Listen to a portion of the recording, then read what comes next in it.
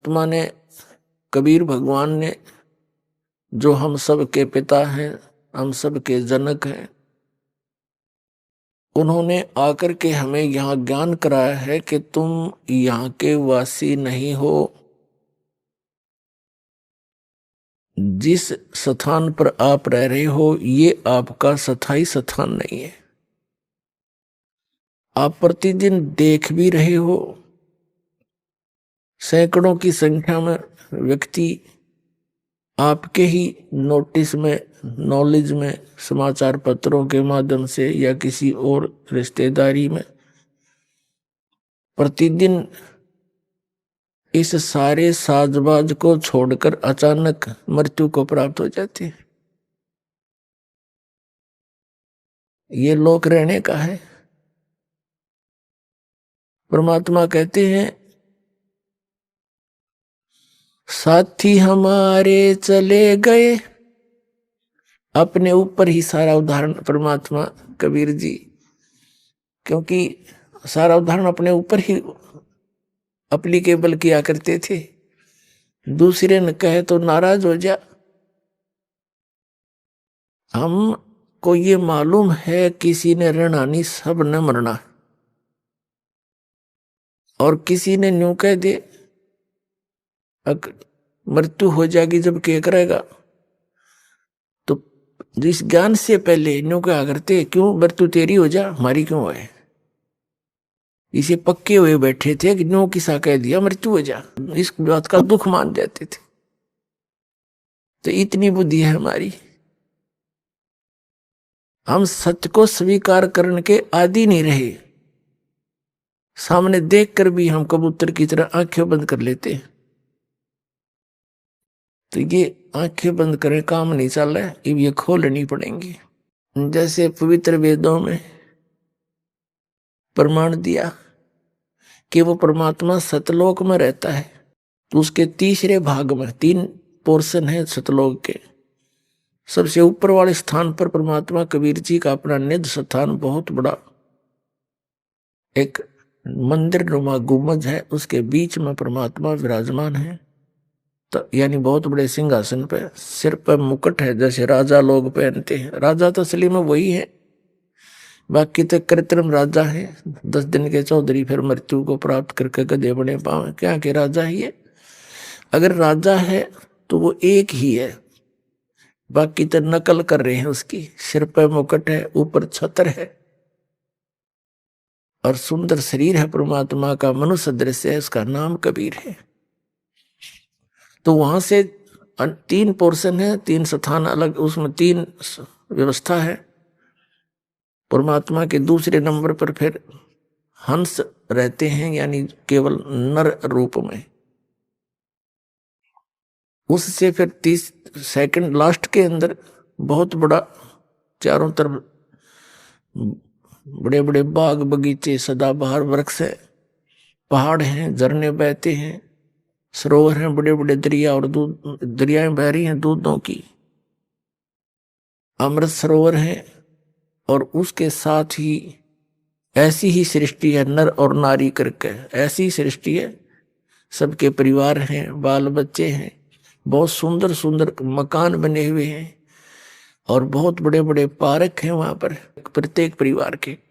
जो सुविधा हम यहाँ कोशिश करते हैं, जैसे थोड़ा सा कोई अच्छा रोजगार हो जाए, किसी व्यक्ति का कोई अच्छा अधिकारी बन जाता है तो बड़ी कोठी बनाता है, आगे बहुत बड़ा लॉन बनाता है, उसमें बाग बगीची बनाता है, पार्क बनाता है, उसमें झूले डालता है। ये तो नकली है। कल मृत्यु हो जाए परसों गधा बना पावे, हो गए सारे दरे दराए रह गए और कुछ वो सुख नहीं, मानसिक सबको शांति नहीं किसी। और वहां पर ये सारी सुविधा वहां थी जिसकी हम यहाँ, जिसको यहाँ खोज रहे हैं, या वो वस्तु हो ही नहीं सकती, उसका कुछ एक थोड़ा बहुत एक नकल सी कर रहे हैं। तो वह सब सुविधाएं आपको उपलब्ध है। आपके सभी स्थान जहां आप रहा करते थे वो खाली पड़े हैं। लेकिन ये ज्ञान प्रथम बार सुनता है प्राणी 600 वर्ष पहले परमात्मा ने बताने की चेष्टा की, किसी ने सुना नहीं, उन्होंने गुप्त रखा। ये मूल ज्ञान है जो दास को दिया है। कबीर साहब ने कहा था, धर्मदास मेरी लाख दुआई, ये मूल ज्ञान की तो बार न जाई। मूल ज्ञान बार जो पड़ी ही बिचली पीढ़ी हंसनी तरही।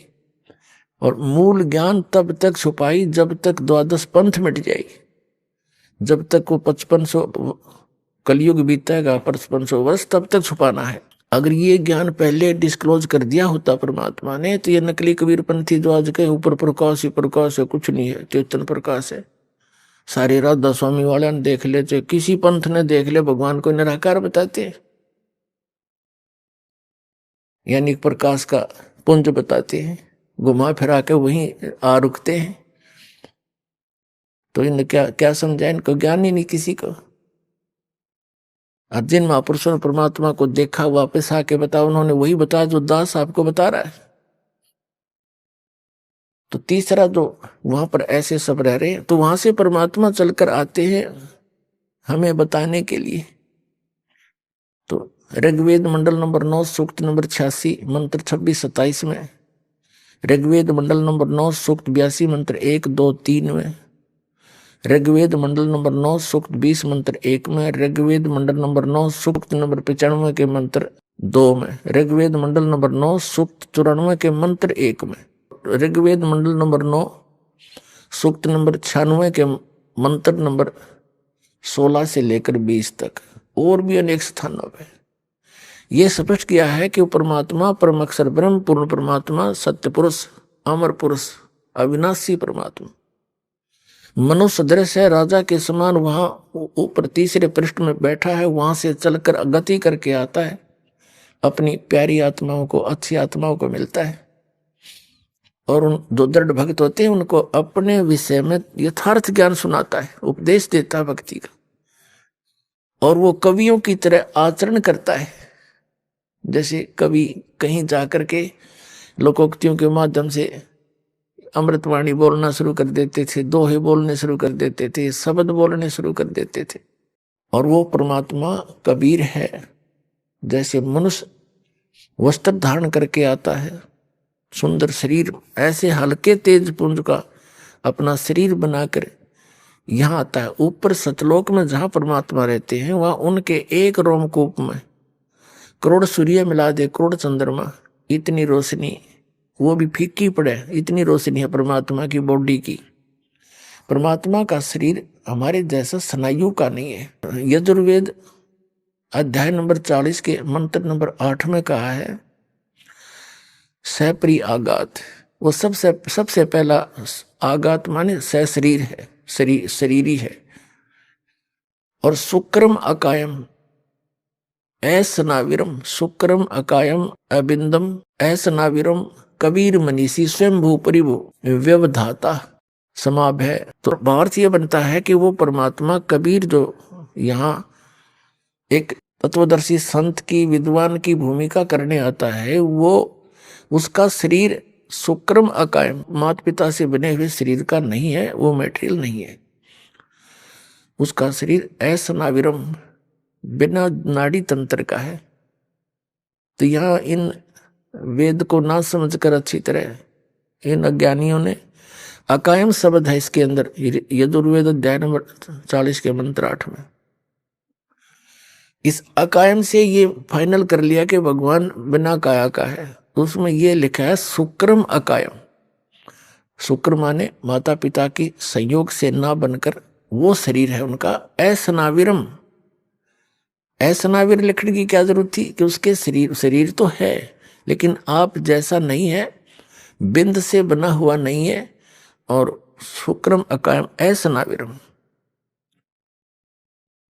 और स्वयंभू, स्वयंभू शब्द लिखा है इसमें, उसके कोई जनक नहीं है।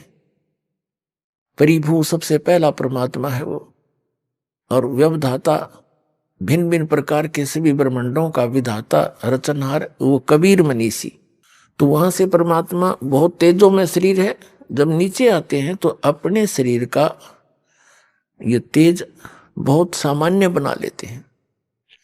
जैसे किसी कमरे के अंदर बहुत सी लाइट लगी होती हैं, 1000 वाट की भी होती है, 500 की भी और 200 की भी, 50 की भी, और 0 का भी हो। सबके जैसे सबको जगा तो जगमग हो गया कमरा, कक्ष, और सबको बंद करके एक 0 का बल्ब यानी ट्यूब जगा दी, या 10 वाट की जगा दी, तो सिंपल सा प्रकाश शेष रह गया। ऐसे ही परमात्मा का शरीर है। वो जब चाहे उसको हल्का बना ले, बटन ऑफ कर लिया अपने, और जब चाहे सारे तेज को प्रकाशित कर ले। तो यहां अगर वो उसी रूप में यहां आ जाएं तो हम चरम दृष्टि से उनको देख नहीं सकते। इसलिए वो अपना हल्का तेज पुंज का, यानी आम मनुष्य जैसा ही शरीर बना है तो ऐसा ही, लेकिन उसके प्रकाश में अंतर है, प्रकाश कम कर लेते, इतनी सी बात है। और वो कवियों की तरह आचरण करता है। तो ये कर्या किसने, ये लीला कबीर परमेश्वर जी ने, दानक जो लाए कबीर जी ने। तो इससे ये भी सिद्ध होता है कि वो परमात्मा है जो वेदों में वर्णित है, उस वो लीला किसने की, वही भगवान है। तो कबीर परमेश्वर जी दानक जो लाए काशी वाले ने की, तो ये कबीर इज गॉड। तो वो यहां आते हैं, हमारे लिए भटक रहे हैं। धर्मदास जी से कहा था, धर्मदास जब मैं इस पृथ्वी पर आया, मुझे कोई भी परमात्मा से यानी मेरे से परिचित कोई हंस नहीं पाया, यथार्थ ज्ञान किसी के पास नहीं था। तब मैंने अपनी महिमा आप गाई, आप आरती आप साजे, आप किंगर आप बाजे, आप ताल झान झनकारा, आप नचे अब देखना रहा। कह कबीर ऐसी आरती गाऊं, आप मध्य आप समाऊं। अब अपना एक साधारण कवि की तरह हमारे लिए भटक रहे वो परमात्मा ना। उनको क्या आवश्यकता थी, ठीक है करा कितने जो लाए हो लिए, अपने कपड़ा बना, रोटी खाई, टाइम पास करे, मर गिर चले गए। वो भटकते फिरे। तो कैसी कैसी दिन में आपको सुनाई थी, कैसी कैसी उनके साथ यातनाएं दी गई परमात्मा को। वो आपके लिए भटक रहे हैं, आप इतने अबोध बना दिए इस काल ने। ये ज्ञान आपको सुनते सुनते भी समझ में नहीं आता जल्दी सी, क्योंकि हमने अज्ञान गणा सुन रखे।